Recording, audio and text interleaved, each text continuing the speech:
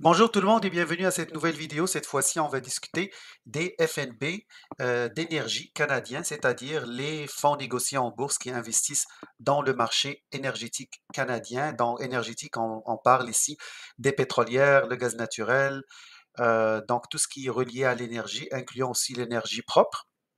Donc, si vous voulez rajouter une partie énergie dans votre portefeuille, c'est sûr de choisir un FNB, c'est un choix qui est plus sécuritaire, plus safe, parce que si on veut choisir des titres en particulier, le secteur de l'énergie avec peut-être le secteur de la technologie sont les secteurs les plus tough, les plus compliqués pour un investisseur parce que c'est des domaines très techniques, puis qui sont aussi, il y a beaucoup d'éléments à analyser avant de pouvoir choisir un titre.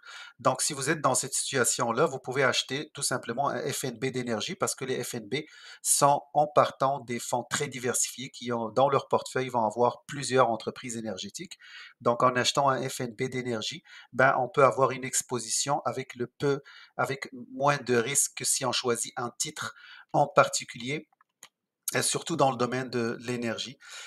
Donc, le domaine de l'énergie, c'est un des domaines les plus dynamiques au Canada, de l'économie canadienne. Il existe plusieurs entreprises dans le domaine pétrolier, dans le domaine du gaz, dans le domaine du pipeline, le transport et tout ça. Donc, c'est sûr, c'est un domaine très, très important, puis qui connaît aussi de belles croissances à travers les 10-20 dernières années. Donc, c'est un secteur que pour être diversifié, il faut vraiment l'avoir dans son portefeuille. Il existe 5 fonds que j'ai choisis comme étant les meilleurs au Canada. En premier, il y a le XEG, le iShares, le iShares S&P TSX Capped Energy de XEG, puis le ratio de frais de gestion qui est le total des frais que vous charge un gestionnaire.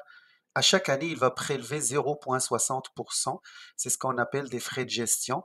Et il faut toujours regarder le ratio de frais de gestion qui est le total de tous les frais, c'est-à-dire les frais de gestion et les frais d'administration. Normalement, il est mentionné dans le site web de n'importe quel fonds ou dans le prospectus. Lorsque vous achetez un fonds, vous recevez normalement un prospectus. Ça devrait être indiqué le ratio de frais de gestion. Donc, pour XEG, c'est un ratio très raisonnable à 0,60% et l'actif sous gestion est de plus de 2 milliards, c'est-à-dire c'est un fonds très liquide. Lorsqu'on veut acheter ou vendre, ça va être bien plus facile sur le marché. XEG, c'est un fonds qui est passif, c'est-à-dire c'est un fonds indiciel. Puis l'avantage des fonds indiciels, c'est que les frais de gestion sont toujours très bas. Donc 0,60%, c'est vraiment bas et ça vous permet de sauver sur les frais. Euh, les frais, c'est important parce que c'est comme lorsque vous voyez par exemple des frais de 2% ou plus, comme c'était le cas pour les fonds mutuels, par exemple, les frais peuvent atteindre 3 à 4%. Il ne faut pas juste regarder le 3 à 4%, il faut voir que ce 3 à 4% aurait pu être investi à chaque année, mais là, il est prélevé de votre rendement. Donc, c'est sûr, ça impacte votre rendement à long terme. Les fonds indiciels sont toujours mes préférés parce que justement, les frais sont très bas, puis ils sont aussi très diversifiés. Dans le cas de XEG, c'est un fonds indiciel qui permet aux investisseurs d'avoir une exposition au secteur de l'énergie, puis il réplique l'indice plafonné. Ce que ça veut dire plafonné, c'est-à-dire qu'ils vont aller mettre un plafond pour leur portefeuille. Ils vont dire un titre en particulier ne peut pas dépasser 25%, par exemple, dans le cas de XEG. C'est pour éviter que tu investis dans un fonds qui, à la fin de la journée, contient un seul titre parce que c'est le plus gros opérateur ou plus grosses entreprises dans ce domaine-là. Donc, c'est important qu'il y ait un plafond lorsqu'on investit dans des secteurs comme le secteur énergétique. On peut voir que dans leur portefeuille, il existe plusieurs compagnies, c'est-à-dire les plus grosses au Canada, Suncor, Cenovus, puis Canadian Natural Resources, mais il existe aussi les autres entreprises qui font partie aussi de l'indice. Donc, en achetant XEG, on a comme une représentation de l'industrie énergétique canadienne. Sur le long terme, les XEG, il y a eu une belle performance et le secteur de l'énergie est de nature un secteur cyclique. Donc, c'est pourquoi on a des baisses, des hausses, dépendamment parce que c'est très relié au prix du pétrole puis au prix des gaz naturels.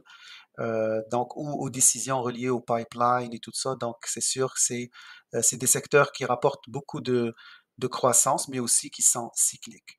Donc, on peut voir sur les 2 dernières années, on a eu une belle remontée en 2021, puis après une sorte de stagnation. Donc, ça, c'est qu'il s'agit pour le fonds XEG de iShares, qui est le plus populaire au Canada en termes de actifs sous gestion. Le deuxième fonds qui est inclus dans ma liste, c'est le Nine Point Energy Fund. Ça, c'est un fonds actif, c'est-à-dire que il y a un gestionnaire qui va choisir des titres en particulier. Nine Point Energy Fund, c'est une entreprise qui avait des fonds mutuels auparavant, qui ont toujours des fonds mutuels, puis qui sont spécialisés dans le secteur de l'énergie. Et donc, c'est sûr qu'ils ont de l'expérience dans la gestion. Et leur symbole, c'est nnrg.ne. Puis, ils ont 1,9 milliard d'actifs sous gestion seulement sous ce FNB. Il y en a encore plus lorsqu'on rajoute le fonds mutuel aussi. Donc, le ratio de frais de gestion est de 1,78%.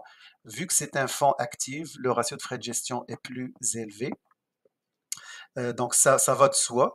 Donc, c'est une des principales sociétés de gestion de placement alternatifs au Canada. Ils ont comme presque 8 milliards, la compagnie Ninepoint Partners. Et ils offrent plusieurs fonds communs de placement puis de FNB.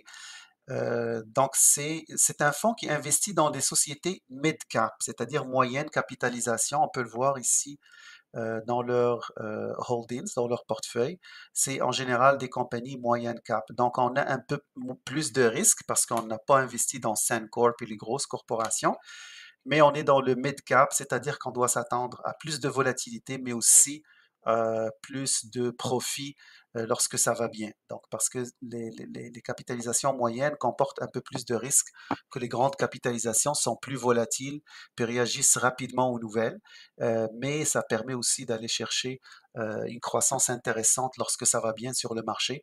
Puis on peut voir que, par exemple, pour ce fonds-là, il y a eu une belle performance entre 2021 puis 2022. Euh, donc vraiment, ça c'est parti de 20 pièces à presque 55, 57 dollars. Puis après, il y a une sorte de stagnation. Le gestionnaire est assez reconnu de ce fonds-là, NNRG. Si on va dans leur site, on a ici, c'est Eric Nantel. Donc, c'est Natal. Donc, c'est quelqu'un qui passe assez souvent dans BNN comme étant spécialiste du secteur de l'énergie. Ça explique un peu pourquoi le fonds est assez populaire pour un fonds actif. Là, il est assez populaire, puis l'actif sous gestion est assez élevé. Donc, si vous considérez nnrg.ne, c'est pour les moyennes capitalisations pour le secteur énergétique, mais c'est pour les moyennes capitalisations en particulier. Le troisième choix, il s'agit de Horizons Canadian Oil Gas and Equity Covered Call. Euh, Ça, c'est avec aussi le CI Energy Giants Covered Call ETF. Ces deux fonds-là sont ce qu'on appelle, lorsqu'on voit Covered Call, ça veut dire que c'est des fonds qui émettent des options d'achat. Les choses à garder en l'esprit avec ce genre de fonds, c'est-à-dire, c'est des fonds qui vont vous permettre d'avoir une distribution, c'est-à-dire un dividende élevé, soit trimestriel ou mensuel, dépendamment du fonds. Mais les covered calls, leur objectif principal, c'est vous donner plus de revenus, de dividendes, ou pour être plus précis, de distribution, et ils vont vous offrir une volatilité plus faible, parce qu'en faisant des options d'achat, c'est comme une stratégie conservateur. Donc, ils vont émettre des options d'achat pour réduire la volatilité et ils vont gagner ce qu'on appelle des premiums lorsqu'ils vendent ces options d'achat-là. Puis ces premiums se rajoutent aux dividendes qui sont versés par les entreprises qui sont dans le portefeuille.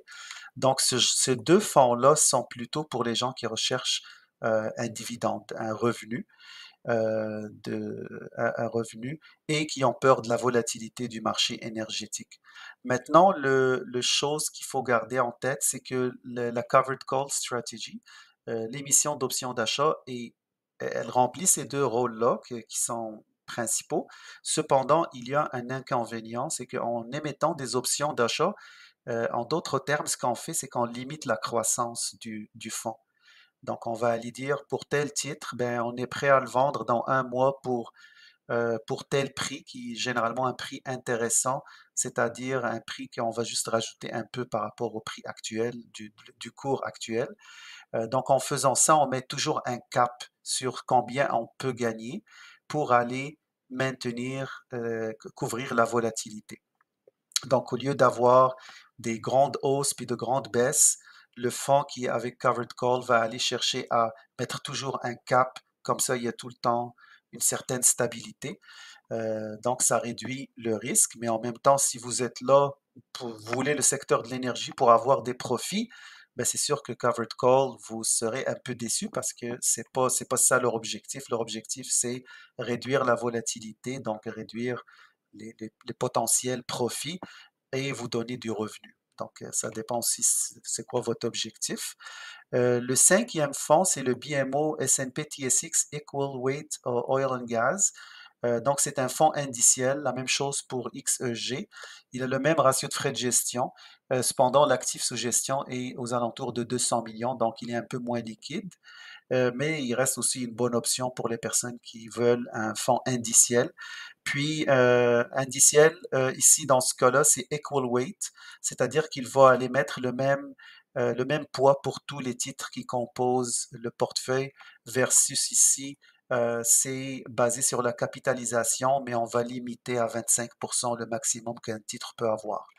Donc, si on s'en va, par exemple, voir c'est quoi le portefeuille de BMO, Equal Weight Oil and Gas. Equal Weight, ça veut dire juste part égale. Donc, ils vont mettre tous les titres à part égale. Euh, donc, c'est dans le fond celui-là, ZEO de BMO. Puis si on regarde ici, les titres sont à peu près à part égale aux alentours de 10%. Puis on retrouve un peu les mêmes compagnies qu'on a vues tout à l'heure, mais au lieu que ça soit par capitalisation boursière, ça va être aux alentours de 10% pour chaque. Maintenant, pour une comparaison des performances historiques des 5 fonds que j'ai choisis dans ma liste, on peut voir ici, ça c'est depuis le début de l'année, la moyenne de rendement sur 3 ans et la moyenne de rendement sur 5 ans. On voit que XEG est le meilleur en termes de performance. Sur 5 ans, il a une performance moyenne de 8,83%. Sur 3 ans, une performance moyenne de 47,76%, c'est-à-dire que ce fonds-là a eu vraiment une très belle performance sur les 3 dernières années. Et depuis le début de l'année, 5,51%. Comme on a mentionné tout à l'heure, XEG, c'est vraiment un vrai fonds indiciel, c'est-à-dire que vous allez avoir vraiment une image de l'industrie pétrolière canadienne et avec un cap de 25% que ne peut pas dépasser un titre en particulier dans le portefeuille. Mais sinon, c'est assez représentatif de l'industrie énergétique. ZOO, qu'on a expliqué que lui, il met comme equal weight, c'est-à-dire part égale, 10% pour chaque titre qui compose le portefeuille. Lui, on a vu que on voit ici que la performance est un peu moins intéressante comparée à XEG. Sur un long terme, c'est vraiment proche, mais sur 3 ans, par exemple, la performance moyenne était de 32%. C'est déjà une très très bonne performance, mais elle est moins que la performance de XEG pour la même période. Euh, le troisième fonds qui a aussi bien fait, c'est NNRG. Ici, on ne le voit pas parce que mais si on va dans leur site internet, on va pouvoir voir les données pour le fonds mutuel. Parce que ce fonds-là, au début, c'était un fonds mutuel, mais après, ils ont offert aussi un FNB. Mais si on s'en va dans leur site internet de ninepoint.com, là, on peut voir le Nine Point Energy Fund, puis on peut voir pour ce fonds mutuel-là, c'était quoi, juste pour juger de la performance du gestionnaire. Mais on peut voir aussi sur 5 ans, il a eu une très très belle performance. Ça, c'est la performance cumulée, pas moyenne par année, mais ça, c'est la performance cumulée. Mais on peut voir qu'il a eu aussi une belle performance, c'est-à-dire c'est aussi un fonds à considérer parmi ceux qui ont fait des belles performances sur les 5 dernières années ou 3 dernières années. Les deux autres fonds, comme on a expliqué, ça c'est des fonds vraiment options d'achat couverte, NXF et ENCC.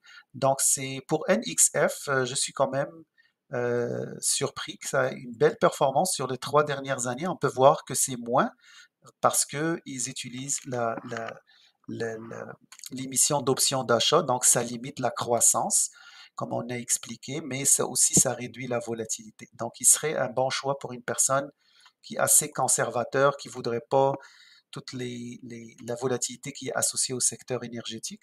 Sur les 5 dernières années, la performance moyenne annualisée était de 4,35%, puis sur les 3 dernières années était de 28,32%. Donc on voit que les fonds options d'achat couvertes, lorsque ça va bien, ben, ils font aussi une belle performance. Et depuis le début de l'année, c'est 3,11%. ENCC, c'est un fonds qui est un peu plus récent, c'est pour ça qu'on n'a pas les données historiques. Donc ça clôture en fait ma présentation. Si vous avez des questions, vous pouvez me l'indiquer dans vos commentaires.